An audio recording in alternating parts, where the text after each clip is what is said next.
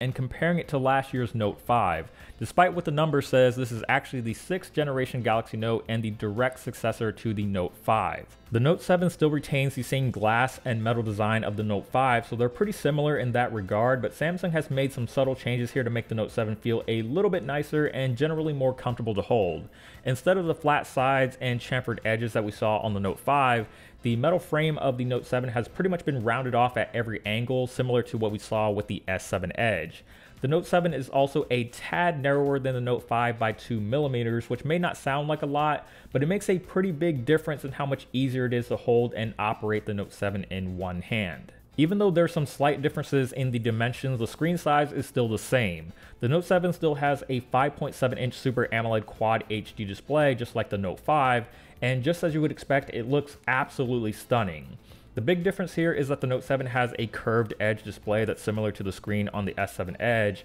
but the curve isn't quite as drastic, and because the side rails are much thicker, you shouldn't have much of a problem with accidentally touching the sides of the screen with your palm or fingers. The curved edge glass also brings the Edge UX features to the Note 7, so things like the Apps Edge, Task Edge, People Edge, etc. will all be available at a simple swipe of a finger, and so far it looks and functions exactly the same as it did on the S7 Edge. The Note 7's display also brings over the always-on display feature that we first saw on the S7 and S7 Edge. This can show you some basic information like the clock and calendar, and it's technically just a simple software feature, so this could trickle down to the Note 5 with a software update, but so far we haven't seen it happen. On the bottom of the phones, you'll find the headphone jack, speaker, and S Pen all in the same place, but you'll notice on the Note 7 that Samsung has finally switched over to USB Type-C. It still supports fast charging and wireless charging, which will be perfect for charging up that 3500 mAh battery, and it's a slight bump from the 3000 mAh battery on the Note 5,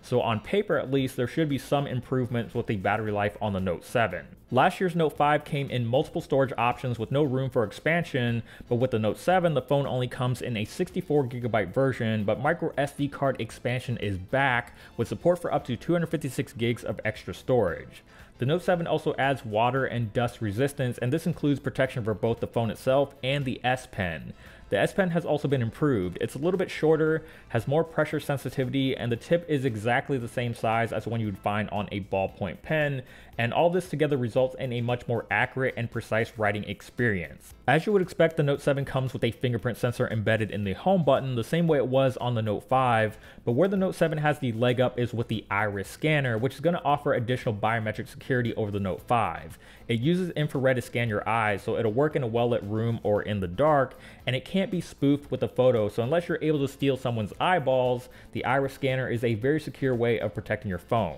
Internally, the Note 5 is packing the Exynos 7420 and 4 gigs of RAM, while the Note 7 shares the same exact setup from the S7 with the Snapdragon 820 and 4 gigs of RAM. On paper, this may not sound like that big of an upgrade, and if you're hoping for something more like 6 gigs of RAM, you might be disappointed, but this is still plenty of power for the Note 7, and with Vulkan supported games being released with the launch of the Note 7, you're going to get a much more powerful gaming experience over the Note 5. If you remember last year, Samsung took the 16 megapixel camera of the S6 and brought it over to the Note 5, and they've pretty much done the same thing here with this year's Note 7. The Note 7 features the same 12 megapixel camera on the rear and 5 megapixel front-facing shooter, and as we already know from the S7, this reduction in megapixels allows for better low light, and you're also getting that extremely fast dual pixel autofocus technology, so I think it's pretty safe to assume that the picture quality on the Note 7 isn't going to disappoint. Despite being the same camera sensor as the S7, the camera software did receive a little bit of a facelift. Samsung has made the interface much cleaner, and it still offers all the same features from the Note 5,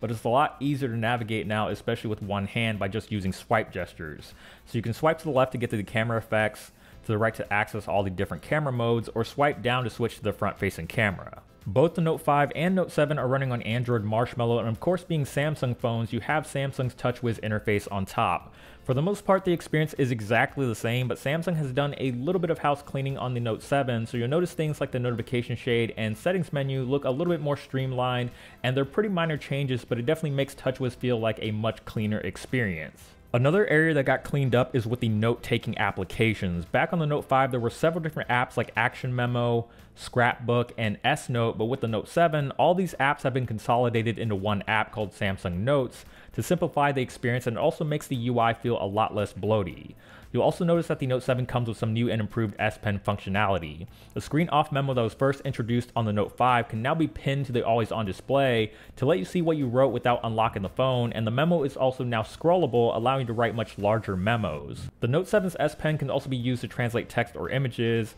magnify the screen, and create GIFs, which I could really see people having a lot of fun with, and it's probably possible for these features to come to the Note 5 in a software update, but as of right now, they're specific to just the Note 7. But what do you guys think of the Note 7 and how it compares to last year's Note 5? With an iris scanner, water resistance, improved